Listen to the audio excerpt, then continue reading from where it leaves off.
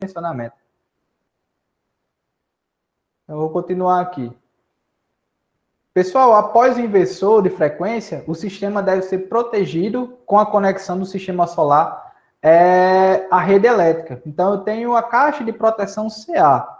E essa caixa de proteção CA, pessoal, ela é basicamente realizada a proteção com o DPS e o disjuntor. Pessoal, as redes, no caso a rede elétrica, né?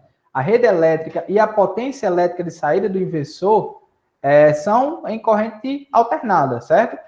E dessa forma, deve ocorrer a compatibilidade dos sinais, como eu já falei nos slides anteriores, tanto da rede elétrica da concessionária, quanto do inversor. Então, para proteger o sistema fotovoltaico e a rede elétrica, sempre boto um S no final, enquanto estou digitando, e a rede elétrica de surtos na parte CA, pessoal, deve-se promover a proteção necessária após o inversor. Aí, como eu falei, ó, deve-se prever nessa caixa de proteção CA disjuntores, certo? E o DPS-CA. A função do DPS-CA é a mesma do DPS-CC? É a mesma função do DPS-CC. Só que ele vai trabalhar no sinal de corrente alternada e não no sinal de corrente contínua, certo?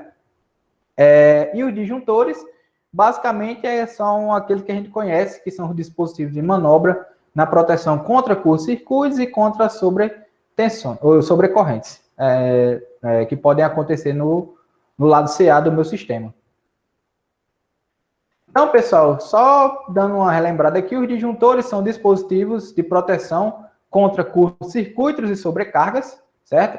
Que devem ocorrer no sistema, do sistema para rede e vice-versa, ok? Então, eu sempre tenho que ter um disjuntor ou disjuntores, certo?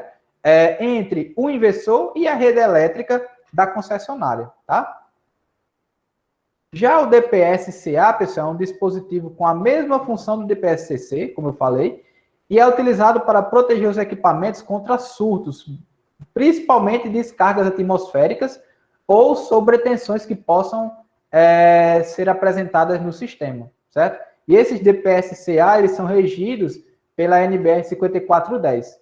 É uma parte que não é muito vista nas instalações elétricas, nas disciplinas de instalações elétricas, é o DPS-CA, mas tem uma parte da NBR 5410 que fala da utilização de como a gente deve dimensionar o DPS-CA, o DPS de corrente alternada na nossa instalação elétrica, tá bom?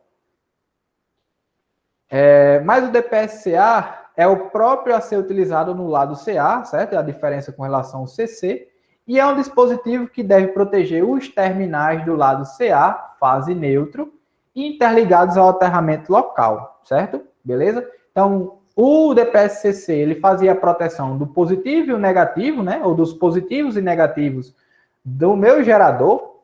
Já o DPS-CA, ele faz a proteção da fase e do neutro do meu lado CA do meu sistema, tá? Então, aqui, pessoal, eu tenho duas fotos de um projeto no caso de dois projetos, né, que eu realizei. Aqui, o sistema já montado com inversor grid tie na parede, eu tenho aqui a minha caixa de proteção CC, a caixa de proteção CA é essa daqui, ó.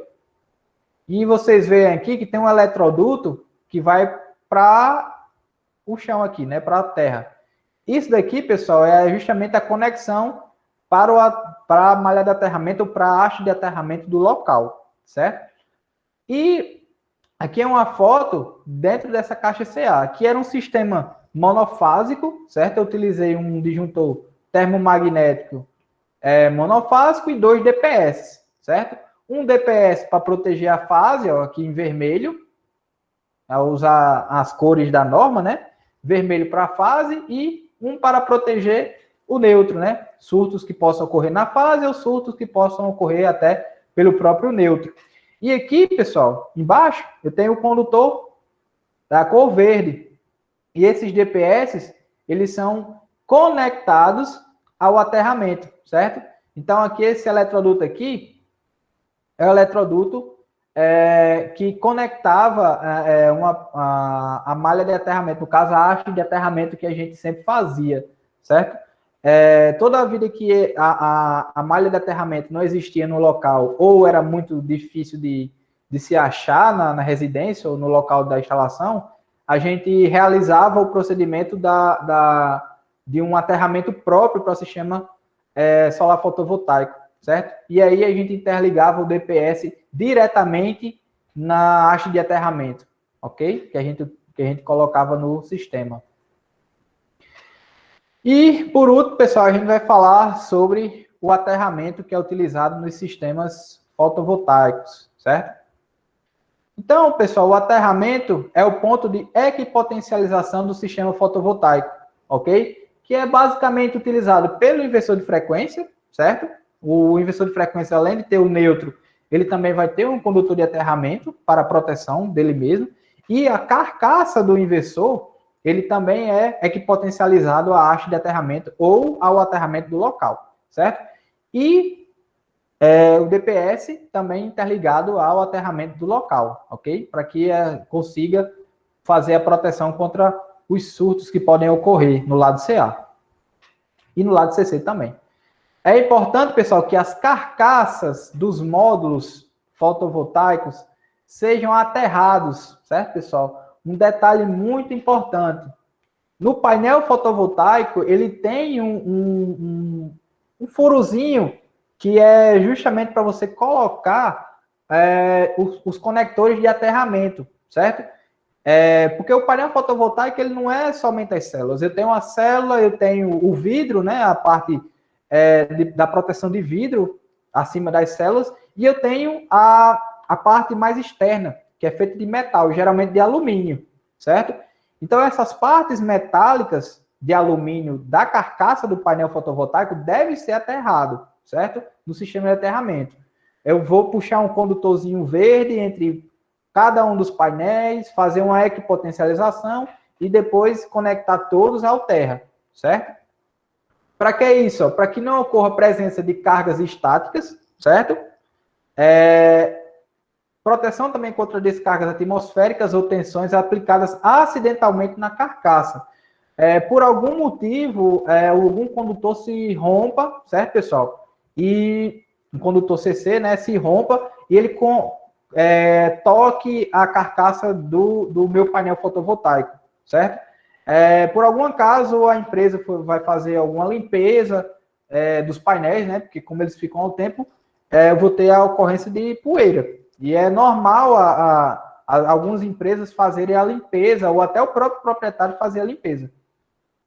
É importante ter esse aterramento de forma que, se algum condutor acidentalmente tocar a carcaça do painel, essa descarga toda ela é direcionada para a terra e eu vou diminuir a ocorrência de acidentes, certo? Com relação aos painéis, certo? É só uma proteção a mais que é colocada no projeto de sistemas fotovoltaicos, certo? É o aterramento das carcaças dos painéis, ok? Então, pessoal, como já vimos, o DPS-CA e CC devem ser interligados ao aterramento para que eles consigam proteger o sistema contra surtos devido a sobretensões, principalmente, certo? E o aterramento utilizado para a proteção do sistema pode ser o utilizado, certo? O próprio aterramento do local, se existir, certo? Vai que vocês estejam projetando um sistema bem grande para uma fábrica, por exemplo, e aquela fábrica tem uma SPDA. A SPDA, ela trabalha em conjunto com o sistema de aterramento, a malha de aterramento. Então, o aterramento do meu sistema fotovoltaico pode ser interligado a essa malha de aterramento que já está presente, certo? E se não tiver uma malha de aterramento ou se tiver uma malha de aterramento de difícil acesso? Aí, pessoal, eu posso projetar ou dimensionar um aterramento exclusivo para o sistema fotovoltaico.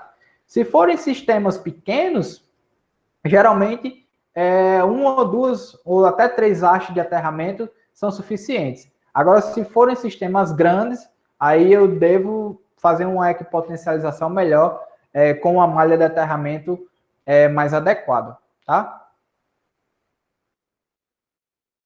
Então, pessoal, é aconselhado que sempre utilize a malha de aterramento em sistemas fotovoltaicos de grande e de médio porte, certo? Ok?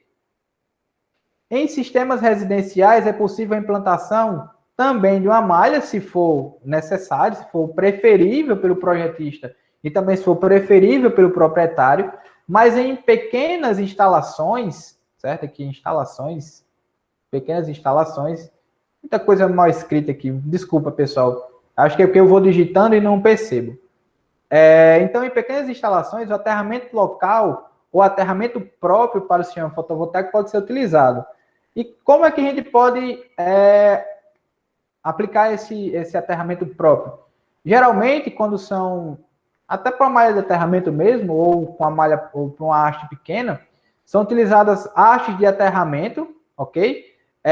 Basicamente, o que a gente encontra em mercado e que são aconselhados são as hastes do tipo Coppel-Weld, certo? Ok? Que é um condutor que ele é coberto por uma camada fina de cobre, ok? De 254 microns de espessura, beleza? Com dimensões entre 3/8 e 5/8 de diâmetro, no caso a haste de aterramento, e é preferível que utilize uma haste para que ocorra uma profundidade de 2,4 metros de profundidade, certo? Ok? São valores padrão, certo? De aterramento, mas se eu tiver um sistema grande solar e eu precisar de uma malha de aterramento mais específica, aí eu vou ter que me direcionar a um projeto da malha de aterramento, que é uma outra coisa a ser feita, é um outro assunto que a gente pode tratar com relação ao projeto de sistema fotovoltaico. Fazer uma malha de aterramento próprio para aquele sistema, se ele for um sistema de grande porte, ok? Aí a gente vai estudar outras coisas, estratificação do solo, cálculos das tensões de passo, tensão corrente de algumas correntes que podem fluir pelo solo, fazer o estudo pelo método de Venn, entre outras coisas. O estudo do aterramento é uma parte da instalação elétrica muito ampla, muito grande, certo? Mas, basicamente, se for para sistemas pequenos, isso aqui já resolve, certo? Então, aqui, pessoal, aqui eu tenho duas figuras. Aqui mostrando a equipotencialização das carcaças dos painéis. Ó. Aqui, não sei se vocês estão enxergando, mas aqui tem um condutor verde, certo? Que é conectado aqui à parte metálica do meu sistema fotovoltaico. O meu sistema fotovoltaico ele é constituído basicamente de que estruturalmente? De perfis de alumínio, certo? E alguns ganchos que ficam sobre o madeiramento ou ficam sobre o telhado, certo? E esses componentes, eles são basicamente componentes metálicos, ok? E aí nós devemos fazer toda a equipotencialização durante a execução do projeto e também prever isso em projeto, ok? E esses condutores aqui, equipotencializados, eles são direcionados à haste de terra que está aqui, ó. Eu tirei uma foto aqui só para a gente ter uma ilustração, ok? Aqui a haste de aterramento, eu tenho a caixa de inspeção, certo? Cônica, ok? E aqui eu tenho o condutor que faz a equipotencialização com essa haste de aterramento, ok? Então é importantíssimo que seja feito essa equipotencialização dos painéis fotovoltaicos, principalmente a parte da carcaça, certo? E a das partes metálicas, da parte estrutural do sistema fotovoltaico, e também da carcaça do inversor. Não coloquei aqui a foto, mas o inversor ele tem um local no qual eu posso colocar um conector para equipotencializar a carcaça desse inversor com relação ao aterramento, tá?